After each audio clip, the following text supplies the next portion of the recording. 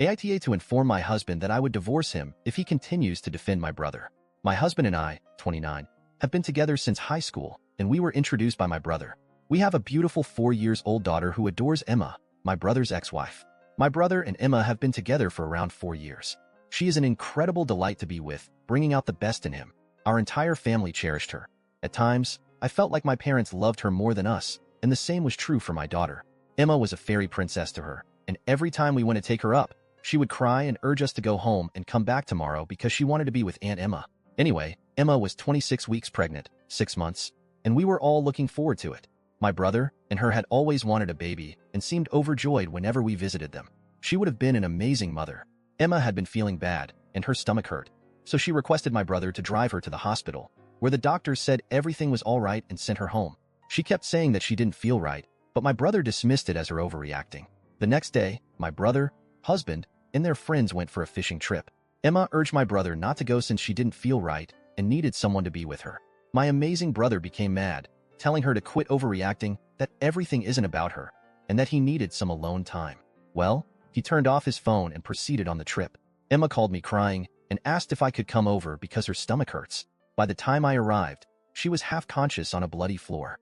Rushed her to the hospital. The hospital told they required her husband's signature to carry out the operation. There was a lot of bickering. Although they saved her life, we lost the baby. She woke up screaming and weeping, asking where her child and husband were. It was horrible. Both of my parents and her parents were in tears when they saw her. I kept calling the guys, none of them responded. When Emma finally calmed down, it was even more unsettling.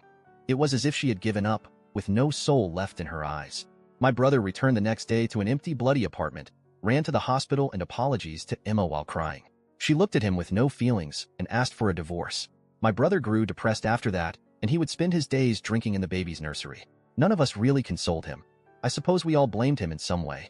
My husband went to meet him, and when he returned, he told me about the above and asked that I apologize to my brother for neglecting him and go console him. I refused. He got angry with me and blamed Emma for the miscarriage, claiming that if she was truly ill, she should have gone to the hospital rather than making a scene, and that my brother is suffering as a result of her idiotic decision. He kept defending my brother, stating that it wasn't his fault that he wanted some alone time before the baby, and so on. I couldn't take it any longer, so I told him that if he kept defending, I would divorce him. I took my daughter and left for my parents' home. It's been 2 days, and neither of us has tried talking. I'm not sure if I behaved like an H. And recalling all he said, I believe I should at least console my brother. I suppose I wanted opinions? Edit. Prior to performing any life-threatening surgery, the hospital requires the patient to sign a waiver. These paperwork can be signed by the patient or their family.